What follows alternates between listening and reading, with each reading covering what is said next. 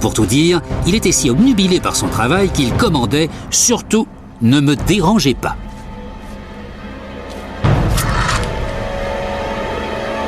Ce n'était sans doute pas très malin.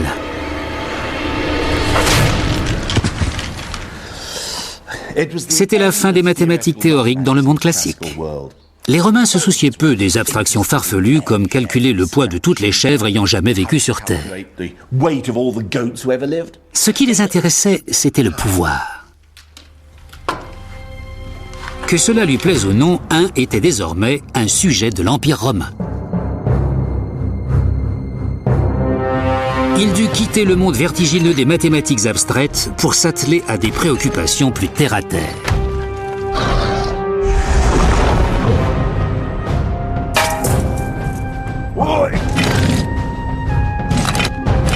Il devint la cheville ouvrière du monde romain, car on le mit à contribution pour imposer une structure numérique rigide aux légions romaines.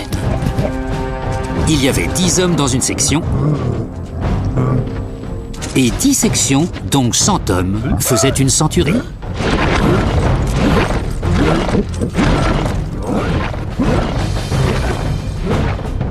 Si une légion essuyait une cuisante défaite, elle était décimée, terme qui vient de 10, décem en latin. Quelles que soient les responsabilités individuelles, un soldat sur 10 était exécuté.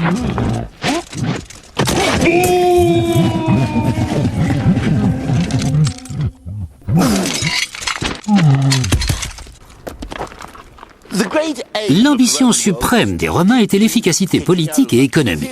Les mathématiques théoriques, c'était pas leur truc. Remarquez, ça ne m'étonne pas. Les chiffres romains ne facilitent pas la tâche. Regardez-moi ça. Ils sont juste une extrapolation des vieilles entailles sur un os. Leur seule sophistication est l'ajout de nouveaux symboles pour les nombres les moins maniables. V pour 5, X pour 10, C pour 100, jusqu'au signe désignant 1 million. Mais ça reste un simple système de comptage, parfait pour les inscriptions sur les tombeaux, mais pas pratique du tout pour les calculs complexes des maths théoriques. Essayez un peu d'écrire 1 milliard. En chiffres modernes, je mets environ 8 secondes, j'ai fait le test.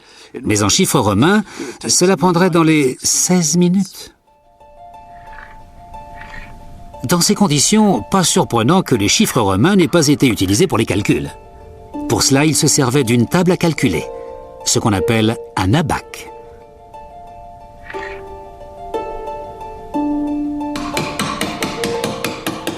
Les chiffres eux-mêmes ne servaient qu'à noter les résultats.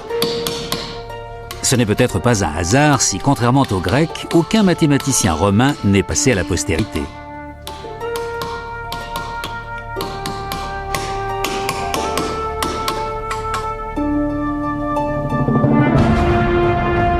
Rome étendit son pouvoir impérial et parallèlement son système numérique. Au cours des 5 siècles suivants, toute l'Europe, de l'Espagne à la Turquie, se retrouva sous domination romaine, et même quand l'Empire romain s'effondra, ces chiffres restèrent.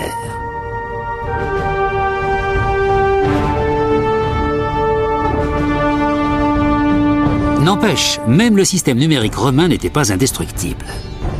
Celui qui aura sa peau est venu d'Orient, plus précisément d'Inde, vers 500 après Jésus-Christ, plus ou moins.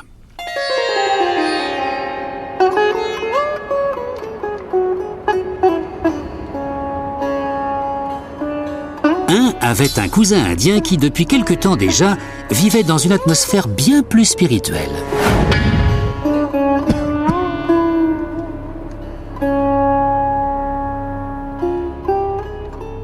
Les Indiens semblaient moins concernés par l'organisation militaire que par le renoncement au monde matériel pour accéder à la lumière divine. Mais le nirvana, ce n'est pas la porte à côté. Pour l'atteindre, il faut faire un très très long voyage qui dure très très longtemps. Et pour faire comprendre cette idée, les Indiens inventèrent des nombres incroyablement grands.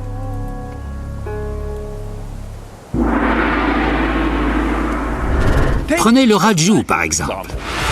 Un raju est la distance parcourue par un dieu en 6 mois. S'il faisait 1 million de kilomètres, à chaque clignement de paupières. Et un palia, alors? c'est le temps qu'il me faudrait pour fabriquer un cube de laine de mouton de 10 km de haut si j'ajoutais un brin de laine chaque siècle. J'ai fait celui-là tout à l'heure.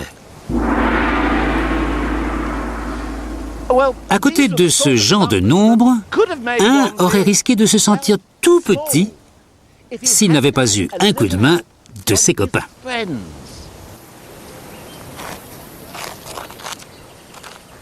Contrairement aux Romains, les Indiens ont conçu un système pouvant intégrer des nombres très grands.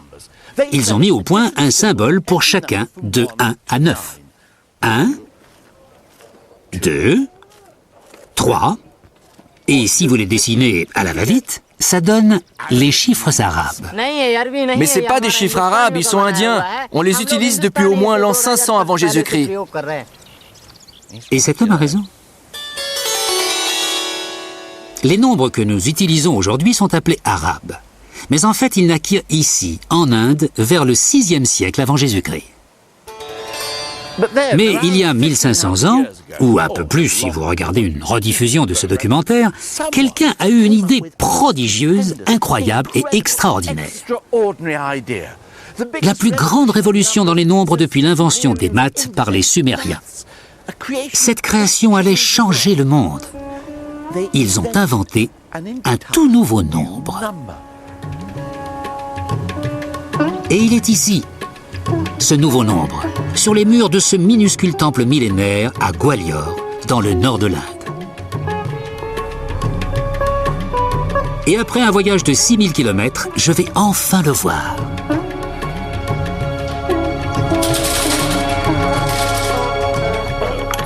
Nick, c'est fermé.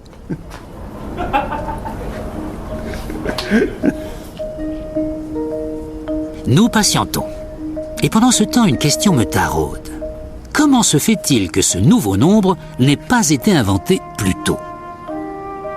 C'est un petit nombre tout simple. Il faut 1 seconde pour le dire et encore moins pour l'écrire.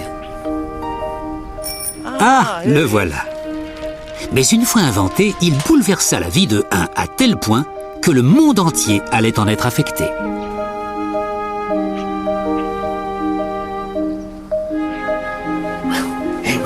Nous y voilà, le premier exemple incontesté de la plus grande invention indienne.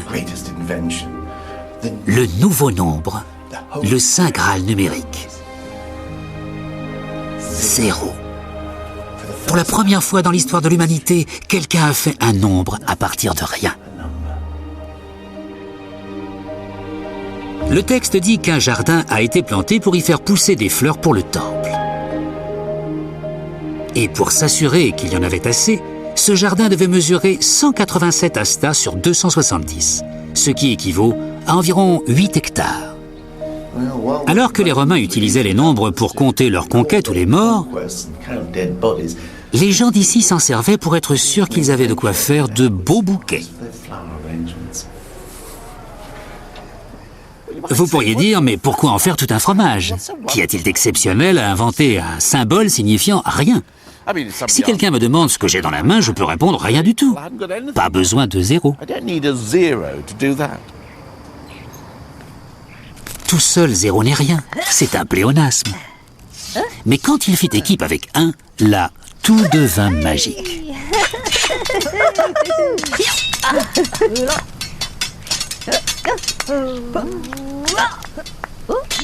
Et quand ce duo fut rejoint par le reste de la bande, les résultats furent spectaculaires.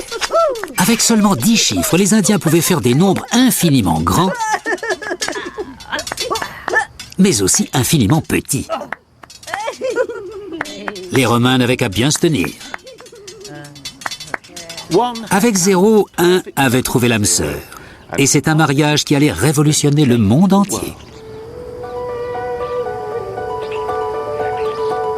Avec le reste de l'équipe, ils permirent à la science indienne de progresser à grands pas. Par exemple, les astronomes indiens avaient des siècles d'avance sur le monde chrétien.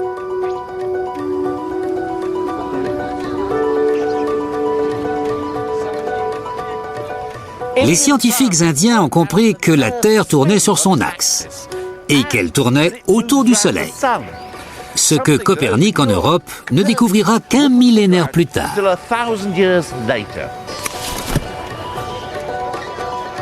Les savants indiens calculèrent également